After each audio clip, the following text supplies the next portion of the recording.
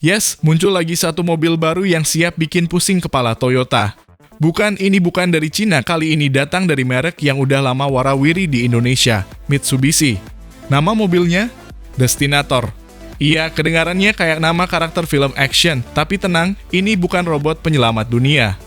Ini adalah SUV gagah yang siap jadi penantang serius buat si langganan laris, Toyota Innova bahkan Zenix.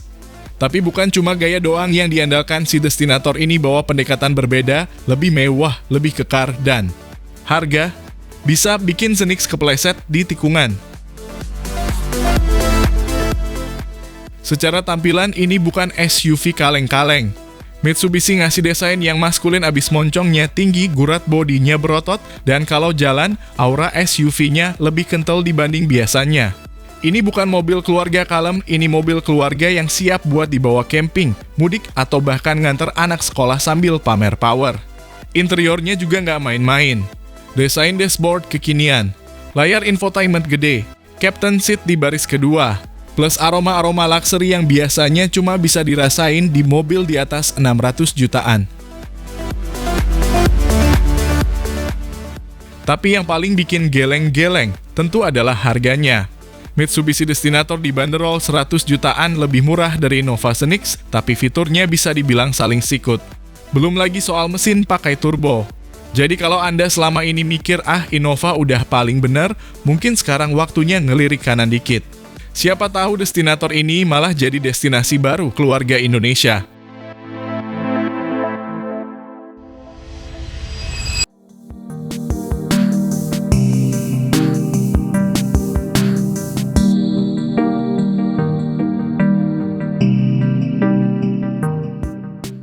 Halo semua, selamat datang di channel Oblitz. Langsung aja kita mulai dari yang bikin penasaran mesinnya. Mitsubishi Destinator ini ditenagai mesin 1,5 liter turbo Mi-VEC berkode 4B40, tenaga tembus 163 PS dan torsi 250 Nm. Angka yang sama kayak CR-V Turbo, tapi dengan harga yang lebih masuk akal. Karakter tenaganya linear banget, nggak terlalu meledak-ledak tapi juga nggak lemot. Dipadukan dengan CVT yang udah disetel responsif. Secara desain mukanya, ganteng maksimal. Lampu depan sudah full LED dengan DRL menyatu di grill akrilik yang ngasih kesan futuristik dan premium. Di bawahnya ada bumper yang tegas, lengkap dengan underguard warna silver buat ngasih efek SUV tangguh. Grillnya sendiri kelihatan padat dan elegan, mirip gaya X-Force tapi lebih maskulin. Geser ke samping, kita bisa lihat siluet yang proporsional banget. Velg 18 inci two-tone dengan desain palang sporty plus cladding hitam di sekitar fender bikin tampilan makin kekar. Ground clearance-nya 214 sampai 244 mm untuk ultimate. Buat jalanan Indonesia yang suka iseng kasih polisi tidur, mendadak ini jelas aman. Bagian belakangnya juga nggak kalah cakep. Lampu belakangnya pipih ala T-shape. Tailgate-nya lebar, cocok buat loading barang besar, dan bumper bawahnya punya aksen silver ala skid plate. Kesan SUV-nya dapat tapi tetap elegan, bukan yang berotot berlebihan. Masuk ke kabin, ini yang bikin kita mengangguk-angguk setuju. Interiornya clean dan modern. Layout dashboard-nya minimalis tanpa banyak tombol fisik, tapi tetap intuitif. Material soft touch di beberapa bagian bikin kabin gak terasa murahan. Ada ambient lighting 64 warna dan ini SUV pertama Mitsubishi yang pakai ambient kayak mobil Eropa.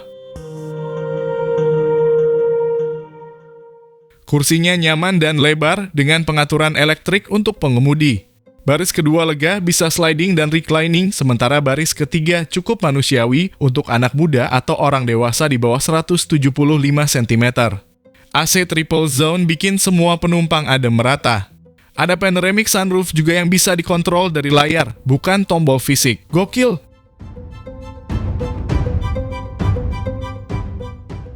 Head unit 12,3 inci jadi pusat kontrol semuanya.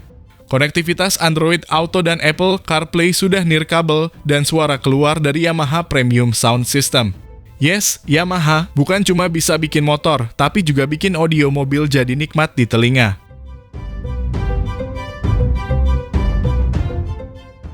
Fitur banyak, mulai dari auto hold, electronic parking brake, kamera 360, wireless charging, power tailgate, hingga air purifier bawaan pabrik.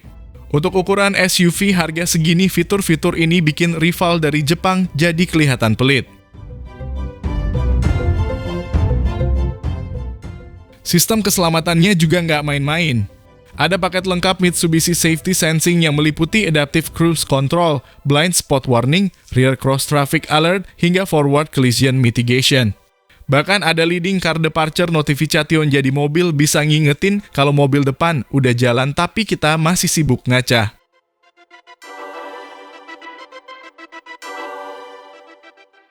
Ada 5 driving mode, normal, wet, tarmac, gravel, dan mud. Ini ngasih impresi kalau mobil ini bisa diajak lebih dari sekadar city driving. Emang sih belum all-wheel drive full, tapi ada teknologi all-wheel control yang bantu traksi saat kondisi jalan tricky. Suspensinya disetel khusus buat jalanan Asia Tenggara, dan itu terasa banget. Bantingannya empuk tapi nggak limbung. Jalanan berlubang atau speed bump nggak bikin kabin berisik.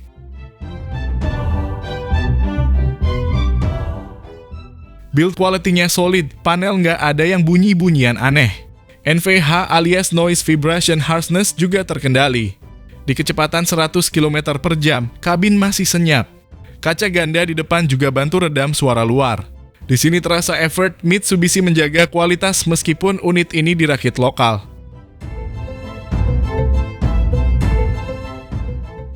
Varian yang ditawarkan ada 3, GLS, Exit, dan Ultimate. Harga resmi belum diumumkan saat video ini tayang, tapi estimasi mulai dari 400 sampai 500 jutaan.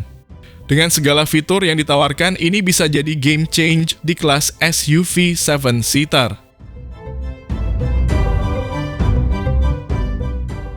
Secara segmentasi, ini mobil berada di tengah-tengah antara Xpander Cross dan Pajero Sport. Bisa disebut sebagai jembatan buat keluarga yang pengen naik kelas dari MPV, tapi belum siap ke SUV ladder frame.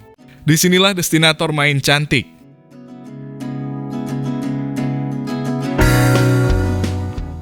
Jadi bisa dibilang, ini SUV murah mewah turbo pertama Mitsubishi dan yang lebih gokil, pertama di dunia debutnya di Indonesia. Bukan Jepang, bukan Thailand, tapi Bekasi, bro. Kalau pabrikan Cina selama ini mimpi basah bikin SUV turbo murah, sekarang gantian Mitsubishi yang kasih mimpi buruk buat mereka. Buat kalian yang pengen SUV stylish, fitur lengkap, dan performa galak, menurut kami inilah mobil keluarga paling menggoda tahun ini.